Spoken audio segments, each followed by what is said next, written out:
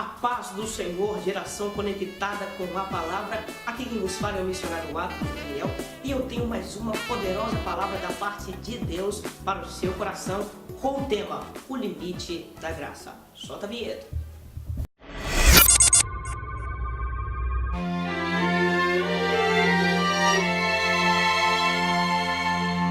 O tema desta mensagem, como já foi citado, diz o limite da graça. A referência bíblica se encontra em Romanos capítulo 6, que diz: O que diremos, pois?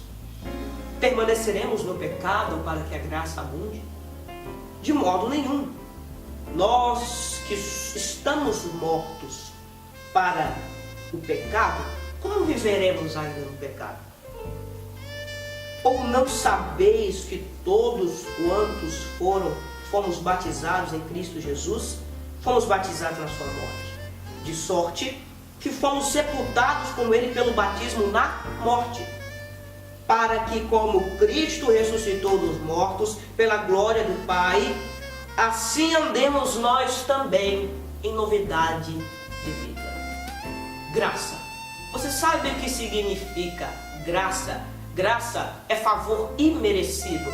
Graça significa Deus nos abençoando apesar de não merecermos. Diferente de misericórdia, que significa Deus não nos castigando apesar de merecermos.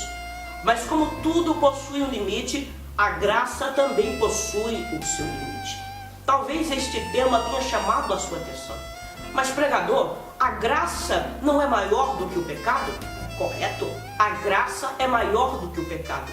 Mas porque a graça é maior do que o pecado, isso não significa que o crente tem liberdade para pecar. Muitos hinos chamam a graça de um oceano. Neste oceano eu vou mergulhar. Porém, quando há o abuso da graça, também existe o castigo de Deus.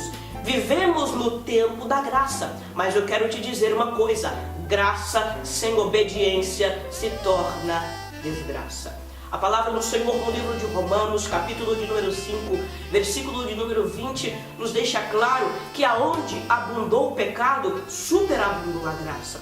Mas aonde se abusa da graça, também existe o castigo de Deus. No texto que lemos, Paulo diz: O que diremos, pois? Permaneceremos no pecado para que a graça cresça? Para que a graça abunde?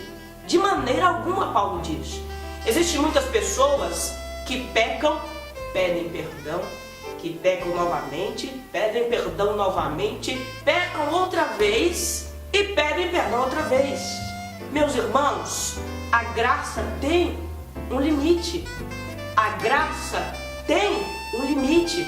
Não pode ser dessa maneira, não pode ser desse jeito. Não devemos permanecer no pecado. Porque Paulo deixou claro como permaneceremos no pecado. Como continuaremos no pecado se já fomos mortos com Cristo, se já fomos sepultados com Cristo? Agora nós vivemos em novidade de vida. A nossa vida agora é outra. E como disse Paulo no livro de Gálatas, capítulo de número 2, versículo de número 20, ele diz: Já estou crucificado com Cristo, e já não vivo mais eu, mas Cristo vive em mim. E a vida que eu vivo agora, vivo-a na fé no Filho de Deus, ao qual se entregou por amor de mim na cruz do Calvário. A graça nos deu a liberdade de estarmos na presença do Santo dos Santos, de entrarmos no Santo dos Santos pelo novo e vivo caminho. Através do sacrifício de Jesus, a Bíblia fala que o véu do templo se rasgou. Era o próprio Deus dizendo: hoje o meu povo tem total e livre acesso à minha presença. Antigamente, os sacerdotes eram os únicos dignos de entrarem no Santo dos Santos. E não era todo dia. Apenas uma vez no ano, eles entravam no Santo dos Santos, aonde ficava a Arca da Aliança. Era um lugar santíssimo. Se esse sacerdote entrasse com algum pecado em sua vida, ele era fulminado, morto pelo próprio Deus na mesma hora. Hoje vivemos no tempo da graça. Deus talvez Aliás, Deus não mata ninguém literalmente Porém, existe hoje dentro das igrejas muitos túmulos ambulantes, muitos sepulcros ambulantes, pessoas que têm entrado no Santo dos Santos de qualquer maneira, que têm entrado no Santo dos Santos de qualquer jeito, que têm abusado da graça, como Ananias e Safira abusaram. Mas como diz a palavra do Senhor no livro de Atos, capítulo de número 5, nos conta a história de Ananias e Safira, que venderam uma propriedade, mas na hora de entregar à casa de Deus aquilo que era de direito, Ananias não entregou corretamente. E Pedro, usado pelo Espírito Santo, disse: Ananias, tu não mentiste para mim, tu não mentiste para os homens, mas tu mentiste para o Espírito Santo.